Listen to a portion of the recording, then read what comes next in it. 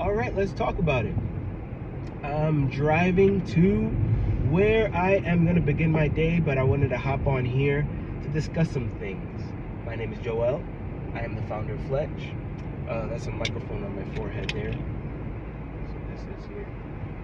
It's a little better here, I guess. I don't know. And one of the things that I want to bring awareness to is, and I'm going to keep my eyes looking forward here. One of the things that I wanted to bring awareness to is why is Fledge important to start here, to kind of like build this up at the moment. It's because in the current state of rideshare, we're going to continue to fight tooth and nail to get the pay that drivers deserve.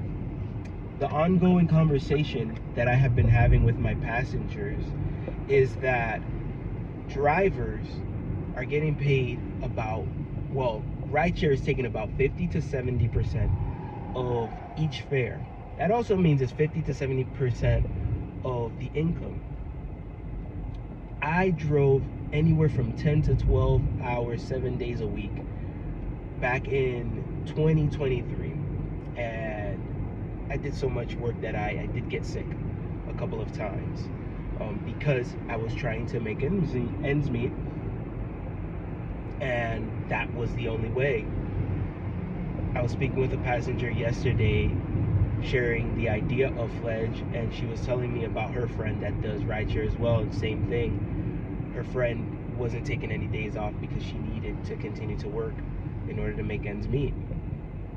Now, that's all good and well, and to calculate all the numbers and see how much drivers are making, or ask passengers how much they're paying the rideshare companies, it's all good and well, and that sits at around 50 to 70%. So it's upsetting to actually see these things daily, and I'm still seeing it even within this last week and the previous week as well. We were sitting at around, they're taking about 60% when drivers are doing 100%. I humorously say, I don't see another driver coming in here to work 50% of my shift or my workload. So then why am I giving away 50% of my earnings? And the answer is because it's legal. It's in the contract, it's in the system, it's built in that way, and they can move that percentage wherever they want. And that's exactly what we're working with. Everybody knows it, everybody agrees to it, and as a matter of fact, drivers, what we try to do is find loopholes. So drivers are on Uber and Lyft. Those are the two top companies right now. I'm not saying anything crazy here for legal purposes, right? But traditional rideshare keeps on taking more and more. As I've been speaking with my passengers, I share these numbers, and the biggest thing that shocked me was when it was time to do my financials, and I looked at the numbers on the back end, and I downloaded the reports to see what was going on. And that's the only way that you can see it month to month, to look at your statements, because it's not up at the front. You have to actually go in the back end and see what it is. And when I noticed that I did make 100K, and after all the fees, I was sitting at around 50. And then after all the fees of running my own business as a 1099, I was sitting at around anywhere from 30 to 25. And like I tell my passengers, that is below the poverty level on the books, right? So this is the truth. I'm telling you that as the builder of Fledge and the founder of Fledge, and trying to build this up from the perspective of the driver, this is what we are trying to rectify. It will make anybody upset to talk about giving away 50% of your income when I'm doing 100% of the driving. This is why it's important to structure this thing. Another reason why it's important to structure this is because, according to a couple of sources that I've been looking into, rideshare is looking increasingly into autonomous vehicles. So what does that mean for the rideshare industry? Drivers who have been driving an entire career now are looking to be replaced by autonomous vehicles? Or what's the other alternative? That you could buy a car and then you can have several cars working for you? That as a driver, that does not make sense to me. It sounds very good on paper.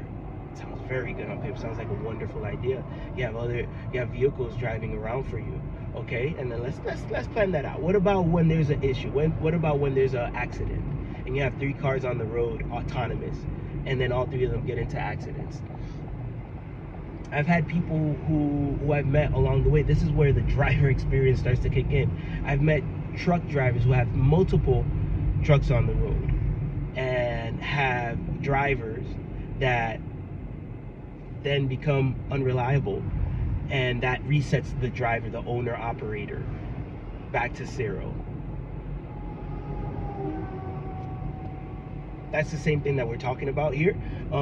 It kind of ties in. It looks very similar now that I'm saying it. It looks very similar because if you have vehicles out on the road and they're autonomous and they get into accident, now you're down on those vehicles, right? And that's going to be insurance. That's going to be things that comes back on the owner.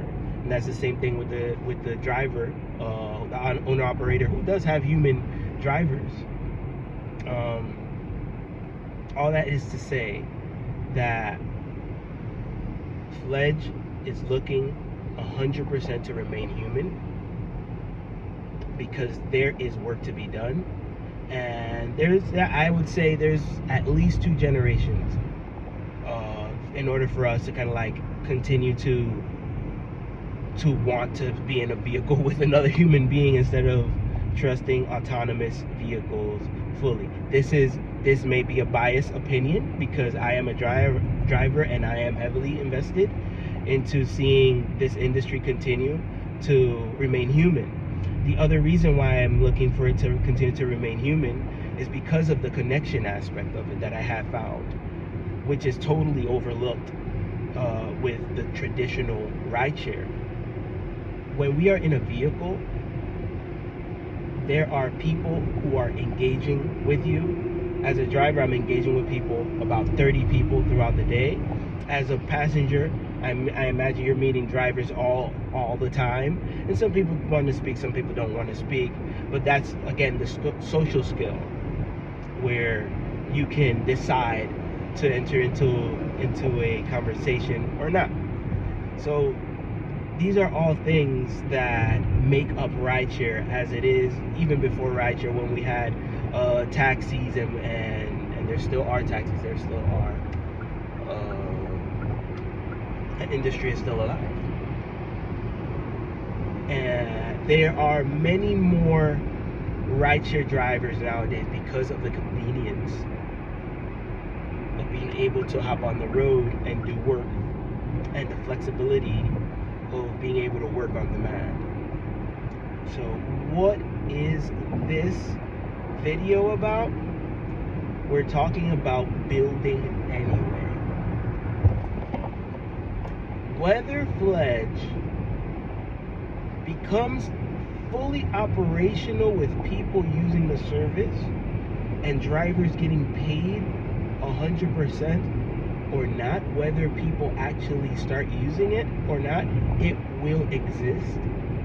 It will be on the market, and drivers and riders will have a place so that they are not price gouged by the traditional rideshare companies, and where drivers will get paid 100% of their fare.